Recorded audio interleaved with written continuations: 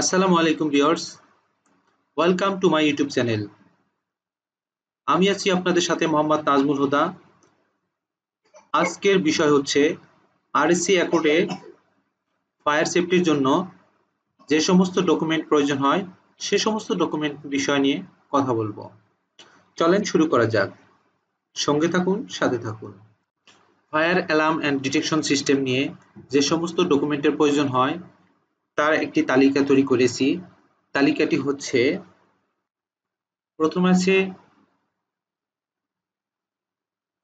Accord RSC fire alarm detection system and suppression system form, তারপর contractors installation certificate, system record of completion as per NAP 72, list of device with the corresponding location, copy of manufacturer's instruction, as-built fire alarm detection system drawing, proposed fire alarm and detection system drawing, voltage drop calculations, battery calculation, conduit fill calculation, product certificates, product datasheet, Accord checklist, panel report। Basically এই ডকুমেন্টগুলাই আরএসসির জন্য লাগে। তো আমি চেষ্টা করব প্রত্যেকটা document সম্পর্কে সংক্ষিপ্ত কিছু বর্ণনা দেওয়ার জন্য। আমি এখন প্রত্যেকটা বিষয়ের উপর শর্টকাট বর্ণনা দেওয়ার চেষ্টা করব। প্রথমত আছে Accord RSC fire alarm detection system and suppression system form. এই ফর্মের মধ্যে যেটা থাকবে সেটা হচ্ছে এটা হচ্ছে সেই ফর্ম। হ্যাঁ, প্রথমে থাকবে ফ্যাক্টরি বর্ণনা, কত তারিখে ফর্মটা ফিল আপ করা হয়েছে সেই বর্ণনা, factory name, factory address, Accord RSC ID, local supplier, যে সাপ্লায়ার আপনার ফায়ার ডিটেকশন সিস্টেম ইনস্টলেশন করবে বা করেছে সেই ফায়ার সাপ্লায়ার নাম। তারপরে এটা আছে, এই ফর্মটা এখানে আছে ফায়ার ডিটেকশনের ড্রয়িং এর কি অবস্থা, ড্রয়িং কি আরএসসি বা অ্যাকর্ডে সাবমিট করা হয়েছে কিনা, যদি হয়ে থাকে তাহলে ইয়েস হবে, আর যদি না করা হয়ে থাকে তাহলে নো হবে। আর সেই ড্রয়িংটা সাবমিট করা হয়েছে যদি ইয়েস হয়ে থাকে তাহলে সেটা কি রিভিউ হয়েছে, যদি রিভিউ হয়ে থাকে তাহলে ইয়েস হবে, আর যদি রিভিউ না হয়ে থাকে তাহলে নো হবে। আর যদি ড্রয়িং সাবমিট করা হয়েছে, রিভিউ হয়ে গেছে, সেটা কি অ্যাকসেপ্ট হয়েছে, যদি অ্যাকসেপ্ট হয়ে থাকে তাহলে ইয়েস, যদি ইয়েস হয় তাহলে কত তারিখের ইয়েস মানে অ্যাকসেপ্ট হয়েছে সেই ডেটটা এখানে ফিল আপ করতে হবে। আর সর্বশেষ যে ফর্মটা আছে সেটাতে আপনার যদি প্রপোজ ড্রয়িং করেন, ড্রয়িং করার পর যদি আপনি আরএসসি তে ড্রয়িং সাবমিট করেন, সেই ক্ষেত্রে আপনি এই ফর্মটা ফিল আপ করে দিতে হবে যে আপনি কি অ্যাপ্রুভ করা ড্রয়িং অনুযায়ী সব মালামাল কিনছেন কিনা, এলসি ওপেন করছেন কিনা, নাকি কমিশনিং বা কম্পোনেন্ট ইনস্টলেশন অনগোয়িং চলতেছে, তার একটা সামারি এটাতে দিতে হবে। আর মূলত যে বিষয়টা সেটা হচ্ছে প্রোডাক্ট ইনফরমেশন। সেই প্রোডাক্ট ইনফরমেশনে আপনার থাকতে হবে equipment name, manufacturer name, model number, third party certificates, certificate number, remark. তো এইভাবে প্রতিটা ইকুইপমেন্টের নাম এখানে দিতে হবে। যেমন ফায়ার অ্যালার্ম কন্ট্রোল প্যানেল, তার মডেল ম্যানুফ্যাকচার হচ্ছে জিএসটি, মডেল নাম্বার হচ্ছে এটা জিএসটি IFP 4, এটা ইউএল সার্টিফাইড, এবং সার্টিফিকেশন নাম্বার হচ্ছে S24679। এইভাবে প্রতিটা ইকুইপমেন্টসের বর্ণনা দিতে হবে। যেমন smoke detector, heat detector, multi detector, beam detector, air sampling device, input module, output module, isolator module, horn with stroke, sounder, manual call point বা পুলিশ স্টেশনস, কেবল, আদার যে বিষয়গুলো থাকবে সেগুলো এখানে অ্যাড করে দিতে হবে। এই ছিল fire alarm detection system form. Okay, তারপরে যে বিষয়টা আসবে সেটা হচ্ছে কন্ট্রাক্টর ইনস্টলেশন সার্টিফিকেট। এই কন্ট্রাক্টর ইনস্টলেশন সার্টিফিকেটটা হচ্ছে যে আপনি যে থার্ড পার্টি দ্বারা ফায়ার ডিটেকশন সিস্টেম ইনস্টলেশন করেছেন সেই থার্ড পার্টি একটা ক্লিয়ারেন্স দিবে বা ডিক্লারেশন দিবে যে আপনার এখানে সবকিছু fire detection system commissioning installation সব কাজ হয়ে গেছে এবং সবকিছু পারফেক্ট আছে সেই কথা উল্লেখ করে একটা সার্টিফিকেট দিবে। এইটা হচ্ছে ইনস্টলেশন সার্টিফিকেট। হ্যাঁ, তারপরে যেটা আছে সেটা হচ্ছে system record of completion according to NFPA 72। NFPA 72 তে একটা ফরম্যাট দেওয়া আছে, সেই ফরম্যাট অনুযায়ী এটা ফিল আপ করতে হবে এবং এই ফরম্যাট বাধ্যতামূলক রাখতে হবে। সেটা হচ্ছে এরকম ফরম্যাটটা, এই তো ফরম্যাটটা এরকম। এই ফরম্যাটটাও থার্ড পার্টি দ্বারা ফিল আপ হবে। ফ্যাক্টরি ডিটেলস থাকবে, তারপরে ইনস্টলেশন করছে যে সাপ্লায়ার তার ডিটেলস এখানে থাকবে, তারপর ডকুমেন্টেশন কোথায় আছে কি কি আছে সেটা এখানে থাকবে, আর প্রাইমারি পাওয়ারের ডিটেলস এখানে থাকবে, সেকেন্ডারি পাওয়ার ব্যাটারি ডিটেলস এখানে থাকবে, তারপরে মেইন যেটা সেটা হচ্ছে কতগুলো ডিভাইস আছে সেটা এখানে দিতে হবে। এইভাবে সব ডাটা দিয়ে টোটাল 28 পেজের একটা ডকুমেন্ট এটা ফিল আপ করে দিতে হবে। এটা থার্ড পার্টি করে দিবে। তারপরে যেটা আছে সেটা হচ্ছে 4 number, list of device with corresponding location.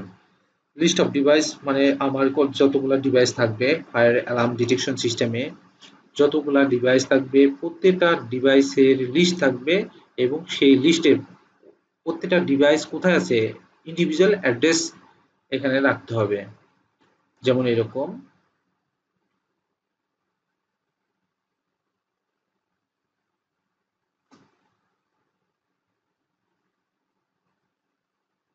এই তো এরকম প্রত্যেকটা ডিভাইসের নাম্বার থাকবে। যেমন এটা হচ্ছে মডিউল, প্রথমে আছে যে মডিউল, এটা কি টাইপ মডিউল? Output module. এর অ্যাড্রেস কি? Loop 3 output addressable output module device number 1, মানে 1 নাম্বার লুপ 3 এর 1 নাম্বার আউটপুট মডিউল। এটা কোথায় আছে? Unit 1 ground floor level cutting fire ডোরের জন্য ব্যবহার করা হয়েছে। হ্যাঁ, টেস্ট রেজাল্ট, এটা যে তারা কাজ করছে সেটা টেস্ট করছে কিনা, যদি টেস্ট করে থাকে তাহলে এখানে লিখতে হবে টেস্টেড, এবং যদি ওকে থাকে তাহলে ওকে। এইভাবে প্রত্যেকটা ডিভাইসের ইনফরমেশন এখানে দিতে হবে লোকেশন সহ এরকম।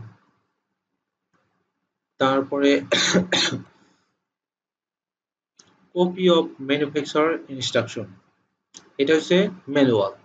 আপনার প্যানেল যে পারচেস করেছেন বা প্যানেল যে এলসি করে নিয়ে আসছেন সেই প্যানেলের সাথে একটা ম্যানুয়াল থাকবে। যেমন এটা আমাদের জিএসটি প্যানেল, জিএসটি প্যানেলের সফট কপি, ম্যানুয়ালের সফট কপি এটা, এটা হার্ড কপি থাকবে।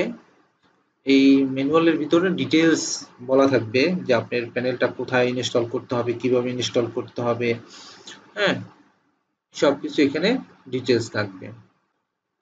তারপরে যেটা আছে সেটা হচ্ছে as built fire alarm detection system drawing. As built fire alarm detection system, যদি আপনার ফায়ার ডিটেকশন সিস্টেম সম্পূর্ণ ইনস্টল হয়ে থাকে তাহলে আপনার এসবিল ড্রয়িং লাগবে। এসবিল ড্রয়িংটা কিরকম? আপনার ফিল্ডে কি কোথায় কোন ডিভাইস আছে সেটা ড্রয়িং এ রাখতে হবে এবং এই ড্রয়িং অনুযায়ী এসবিল অনুযায়ী প্যানেলের সাথে মিল রাখতে হবে। হ্যাঁ, শুধু তাই নয়, প্যানেল রুমে একটা রাইজার ডায়াগ্রাম থাকবে, সেই রাইজার ডায়াগ্রামেও সেম থাকতে হবে, অর্থাৎ রাইজার ডায়াগ্রাম, প্যানেল, এসবিল ড্রয়িং এই তিনটা জিনিস সেম হতে হবে। সাপোজ প্যানেলে দেখাচ্ছে যে আপনার 220টা স্মোক ডিটেক্টর আছে, তো এসবিল ড্রয়িংও সেম 220টা স্মোক ডিটেক্টর থাকতে হবে। সে অনুযায়ী রাইজার ডায়াগ্রাম যেটা, সে রাইজার ডায়াগ্রামেও 220টা স্মোক ডিটেক্টর মিল থাকতে হবে। ওকে, তারপর হচ্ছে প্রপোজ ড্রয়িং। প্রপোজ ড্রয়িংটা হচ্ছে আমরা প্রথমে একটা ড্রয়িং করব, ড্রয়িং করার পর সেটা আরএসসি বা কোনো কনসালটেন্টের দ্বারা রিভিউ করে আরএসসি থেকে অ্যাপ্রুভ নিয়ে তারপর কাজ করব। ঠিক আছে, এটাতে প্রপোজ এই জন্য যে এটা কারেকশন থাকতে পারে, যদি কোনো মন্তব্য থাকে তাহলে প্রপোজ ড্রয়িং এ মন্তব্য করতে পারবে। ঠিক আছে, এটা হলো সেই প্রপোজ ড্রয়িং। নেক্সট হচ্ছে voltage drop calculation. Voltage drop ক্যালকুলেশনটা হচ্ছে আপনার আসলে একটা লুপ বা একটা নেকে কি পরিমাণ আপনি ভোল্টেজ ড্রপ হবে, কতটুকু ডিস্টেন্স পর্যন্ত আপনি সেই নেকটা কন্টিনিউ করতে পারবেন।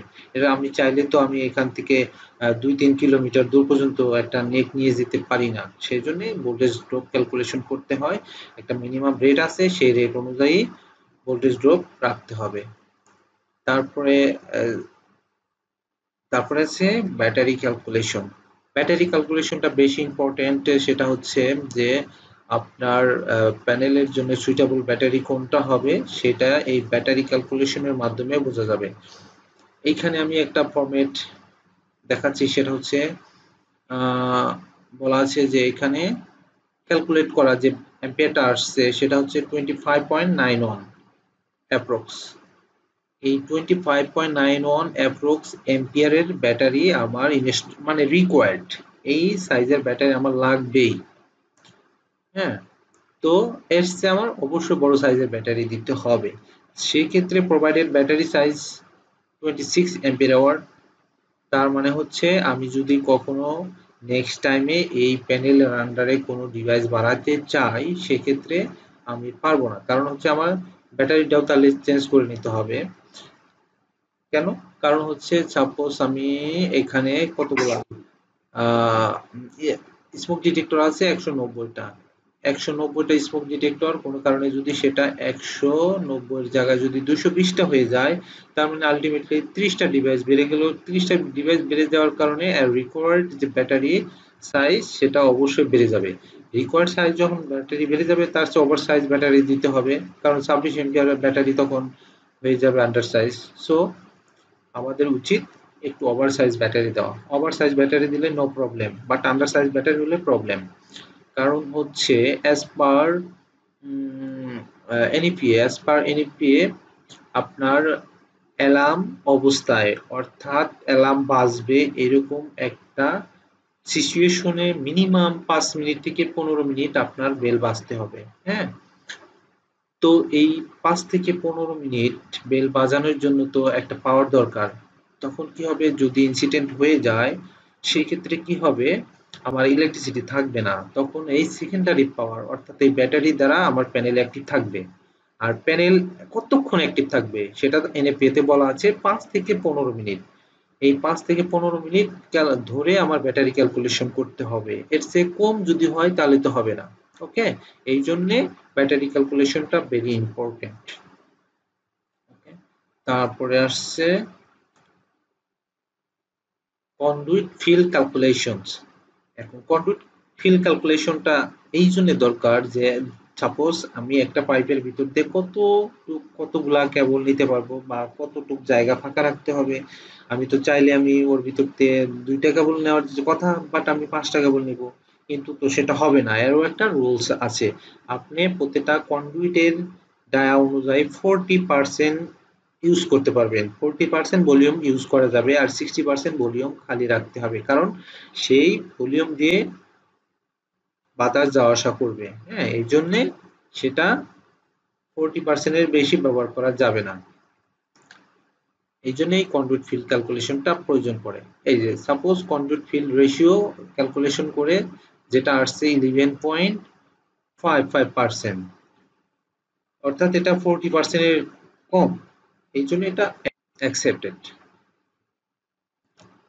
তারপরে আসছে প্রোডাক্ট সার্টিফিকেট। প্রোডাক্ট সার্টিফিকেট বলতে প্রত্যেকটা ইকুইপমেন্টের certificate, third party certificate.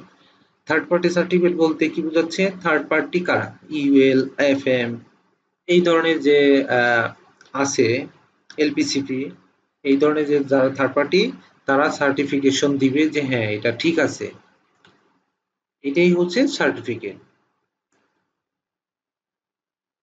Suppose এখানে যেটা আছে আমি একটা এক্সাম্পল দিচ্ছি, প্রত্যেকটা ইকুইপমেন্টের সার্টিফিকেট, প্রত্যেকটা ইউএল সার্টিফিকেট। যেমন আমি স্মোক ডিটেক্টর একটা এক্সাম্পল দিব, সেটা হচ্ছে সাপোজ এটা আমার সার্টিফিকেট কিসের, স্মোক ডিটেক্টরে, তার সার্টিফিকেট নাম্বার এটা, কে সার্টিফাই করছে, ইউএল, তার মডেল নাম্বার কত, এটা হচ্ছে মডেল নাম্বার।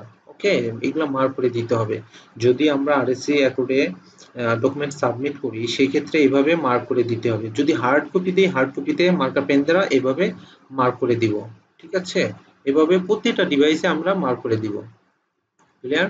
এরপর আছে product data sheet. Product data sheet আর ক্যাটালগ একই জিনিস। এই প্রোডাক্ট ডাটা শিট কেন দরকার? প্রোডাক্ট ডাটা শিট থেকে আমরা এর স্পেসিফিকেশন পাবো। প্রত্যেকটা ডিভাইসের প্রোডাক্ট ডাটা শিট থেকে আমরা তার স্পেসিফিকেশন পাবো, তার সম্পর্কে আমি যে তথ্য নিতে পারবো। কারণ হচ্ছে আমি যখন ব্যাটারি ক্যালকুলেশন করব সেই প্রোডাক্ট ডাটা শিট থেকে আমি কিন্তু তথ্য পাবো। যেমন একটা স্মোক ডিটেক্টর কত মিলি এম্পিয়ার সে অ্যালার্ম অবস্থায় নিচ্ছে, সেই তথ্যগুলো আমি এই প্রোডাক্ট ডাটা শিট থেকে পাবো। অথবা একটা সাউন্ডার কত ডেসিবেল, ম্যাক্সিমাম কত ডেসিবেল পর্যন্ত সে সাউন্ড দিতে পারবে, টেম্পোরার 3 তে কত দিতে পারবে, অবশ্যই টেম্পোরার 3 হতে হবে। হ্যাঁ, সাপোজ আমার ফ্লোর নয়েজ হচ্ছে 70 ডেসিবেল, সেই ক্ষেত্রে আমার অবশ্যই 15 ডেসিবেল বেশি রাখতে হবে। সাপোজ ডাটা শিটে যদি আমরা লক্ষ্য করি, যেমন এটা স্মোক ডিটেক্টর, স্মোক ডিটেক্টরে কি বলা আছে, এই যে এটা কি স্মোক ডিটেক্টর, মডেল নাম্বার এটা মার্ক করা আছে। তারপরে যে specification, stand by current. Stand by current বলতে আমরা বুঝাচ্ছি নর্মাল অবস্থায় যখন ব্লিঙ্ক করবে শুধু, অ্যালার্ম অ্যাক্টিভ হবে না, এই অবস্থা হলো স্ট্যান্ড বাই। সেই অবস্থায় সে এত মিলি এম্পিয়ার কারেন্ট ক্যারি করবে। তারপরে অ্যালার্ম কারেন্ট মানে হচ্ছে সে অ্যাক্টিভ হয়েছে, হ্যাঁ, ওই অবস্থায় সে কত এম্পিয়ার নিচ্ছে সেটা এখানে পাওয়া যাবে। এইভাবে প্রত্যেকটা ডাটা শিট থেকে আমরা তথ্যগুলা পেতে পারি। ওকে, তারপরে আছে আমার accord checklist. Accord checklist fire detection সিস্টেমের জন্য অ্যাকর্ড একটা চেকলিস্ট মেনটেন করে, অ্যাকর্ডের ফরম্যাট অনুযায়ী করতে হয়। সেটা ফ্যাক্টরি ইনফরমেশন, তারপরে আছে আপনার ডিভাইস কোয়ান্টিটি, এখানে আছে ডিভাইস কোয়ান্টিটি, এটা আছে ব্যাটারির গণনা, তারপরে চেকলিস্ট। এই চেকলিস্ট অ্যাকর্ডের স্ট্যান্ডার্ড অনুযায়ী মেনটেন করতে হবে। ওকে,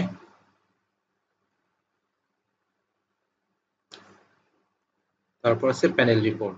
প্যানেল রিপোর্টটা হচ্ছে আপনার প্যানেল ইনস্টলেশন করার কমপ্লিট হওয়ার পর প্যানেলের সব কিছু ডাটা, ভার্সন, কোন সফটওয়্যার ব্যবহার করা হয়েছে সেই তথ্যগুলো এই প্যানেল রিপোর্ট থেকে আমরা পাবো।